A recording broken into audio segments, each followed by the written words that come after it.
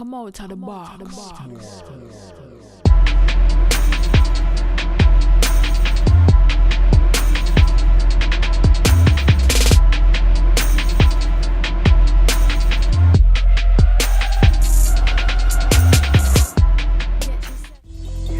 Hello, YouTube. Cheers and welcome to the basement. My name is Bruce Lively. And I'm D-Boy Slim. Actually, there's nothing in this cup. We're gonna have a different type of cheers today. A couple of days ago was my man's birthday. So I went ahead, you like Crown, right? My man. I went ahead and got a little Crown. And I'm gonna pour myself a shot. Never can tell with this guy, Bruce. So I can cheers with you. It's you, man. Happy birthday, brother. Oh, man, I appreciate that. He's turning 60 tomorrow. Only in the basement. Only in the basement. Listen, man, the basement is the first daily hip-hop debate show. From Tuesday through Friday, we tackle the most intriguing topics in hip-hop culture and the world around it. So welcome back, Basement family. I know that you saw the caption. And yes, today we're having some light fun. It's okay. But it's a worthwhile introspection of this thing that we call hip-hop. We decided to go and put Lil Dicky against Casanova. Yeah, we did that. Listen, sit back, enjoy yourself. You think you know. Today's question, Lil Dicky versus Casanova. With that being said, let go.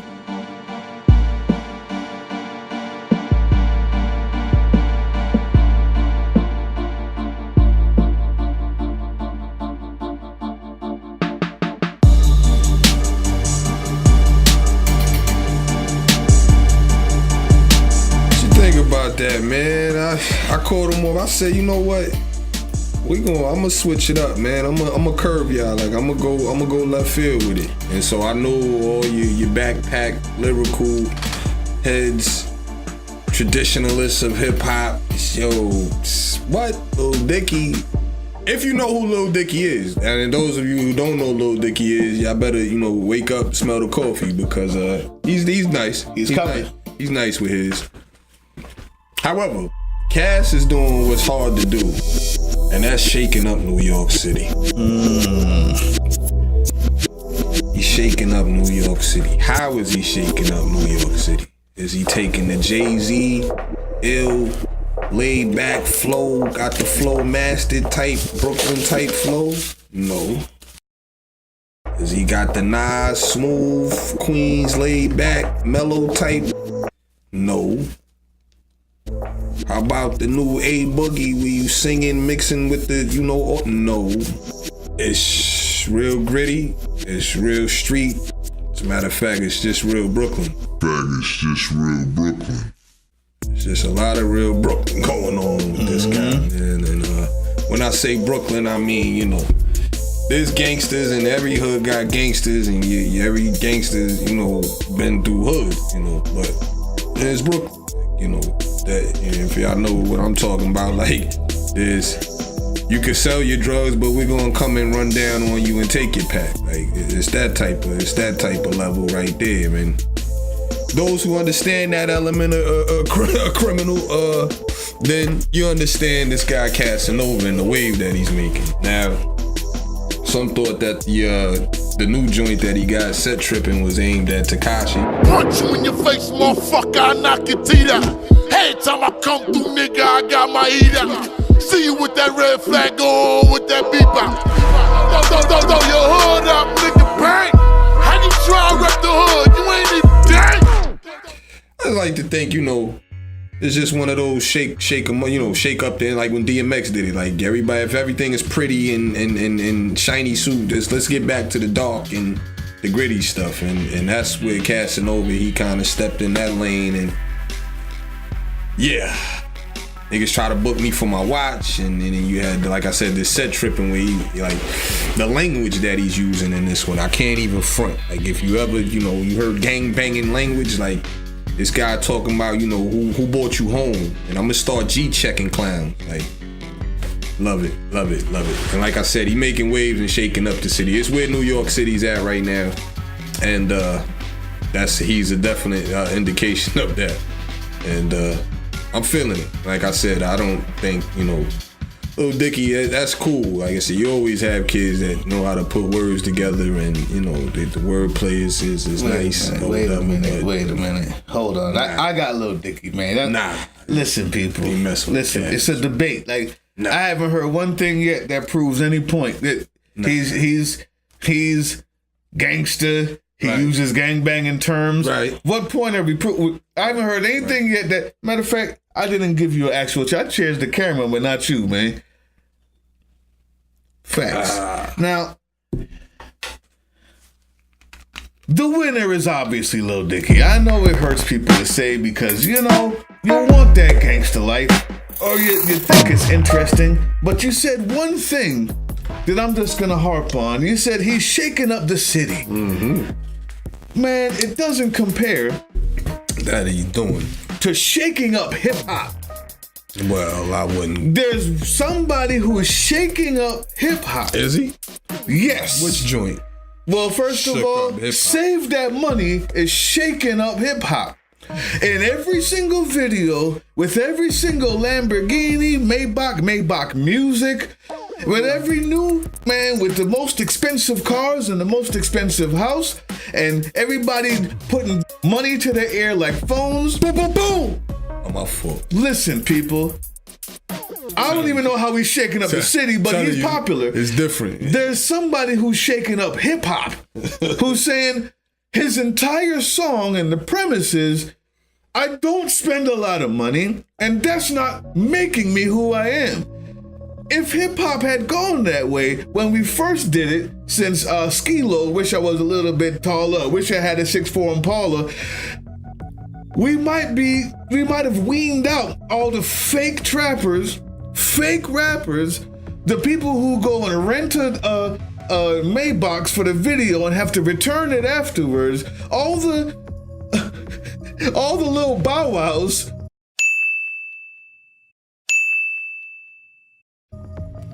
Faking the flights might have been avoided if we had a Lil Dicky. You say, well, one person keeps it real. Let me ask you this, people.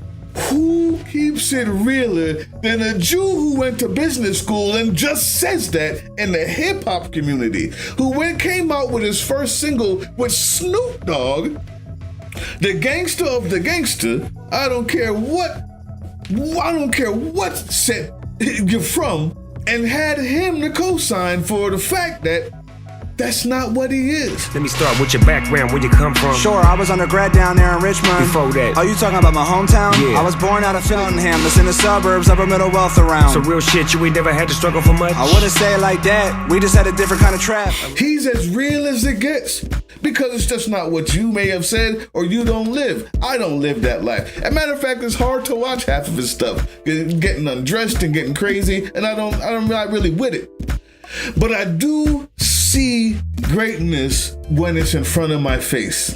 I do see someone who's shaking up hip-hop when it's in front of my face. Yeah, he doesn't have a blood rag on, and no, he won't knock your teeth out. Knock your teeth out. Instead, he has a song named White Crimes. See? Instead, he knows the lyrics to that one. Instead, he has a song named White Crimes, where he says, he speed real fast and ran a red light. Fam, he's not trying to knock your teeth out.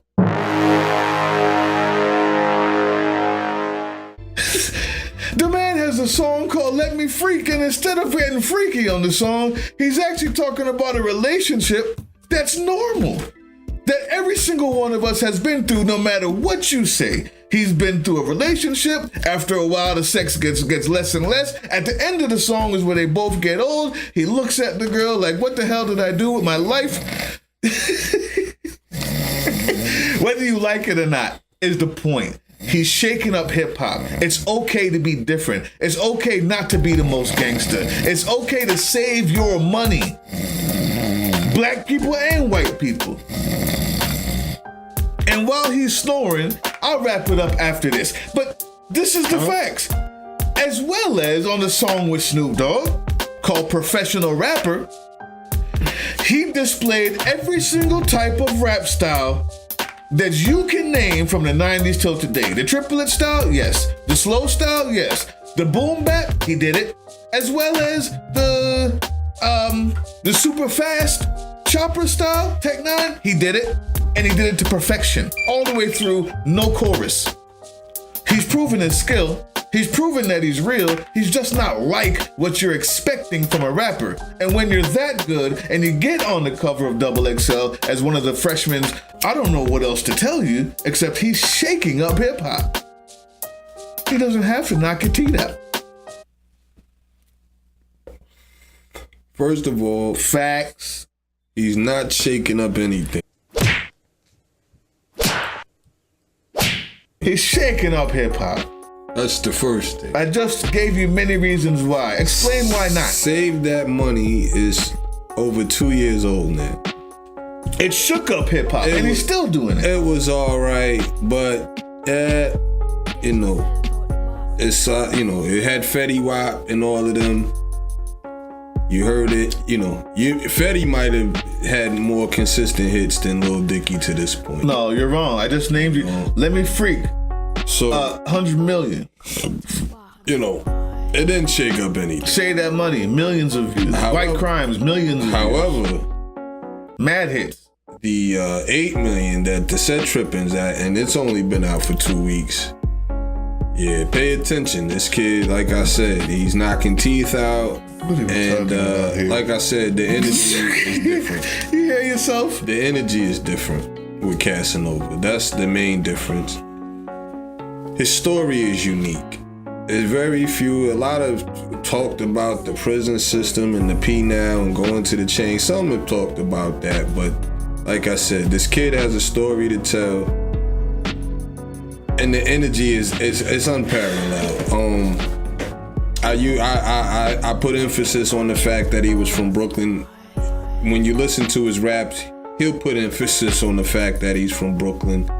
And like I said, when you listen to his story and realizing this is what hip hop and the dream was all about, like being able to come from adverse and humbling situations and being able to be on top and talk your talk and tell your story, which is what Lil Dicky is doing by telling his story. You just proving my point. I'm not sure. Like I said, it was putting me to sleep is all.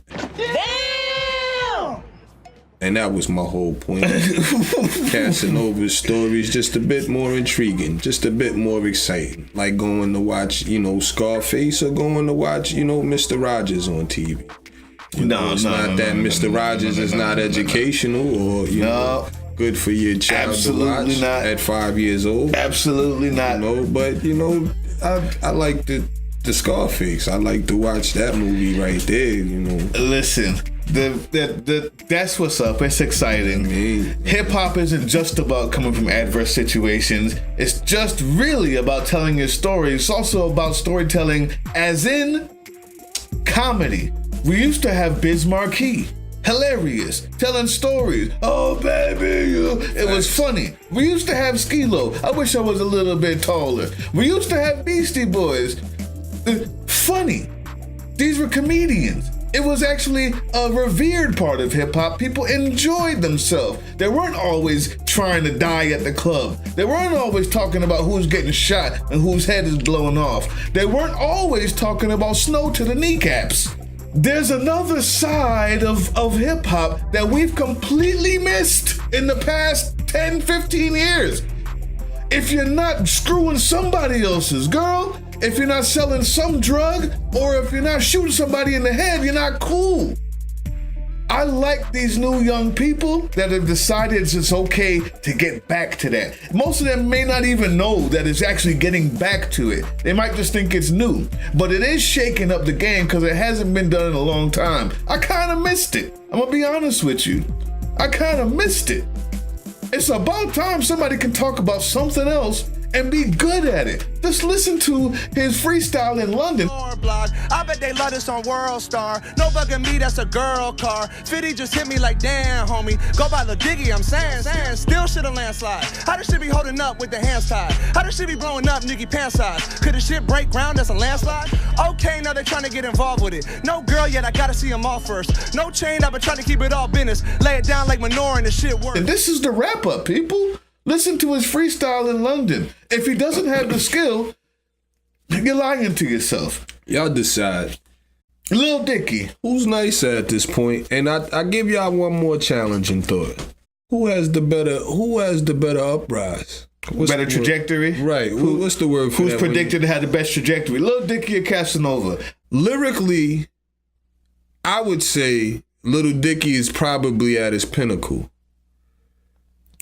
Casanova can still grow. Still has a lot of growth. I doubt that. There. If you listen, there's a lot of growth there. I would say that could be a good point. I don't agree. If you listen to what Lil Dicky has been saying and where he's been going, and the fact that he's still practicing and getting better. The songs that have taken off for Casanova.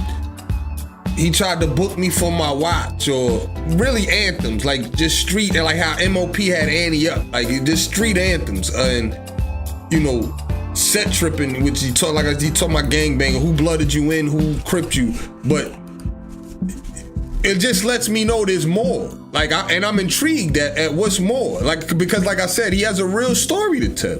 Like I said, the energy is just. I don't know how we went 18 minutes on Lil Dicky versus Casanova, but we did. Let's get it. Y'all let us know what y'all think. Listen, people, shout outs. Man, you guys have been going ham, and I just gotta get it in there. George Michael says, what they gonna do? F each other in the ass? I mean, that's what rap is anymore. Faggots. I don't even know. See, those type of, I don't know, man. George Michael, thank you. George Michael, thank you. Yeah, please explain. DJ Ill, new subscriber. Big Scoot, new subscriber. Big Scoot, 1017, I think it is. Salute. Jonah Me, new subscriber. Salute. Thank y'all so much.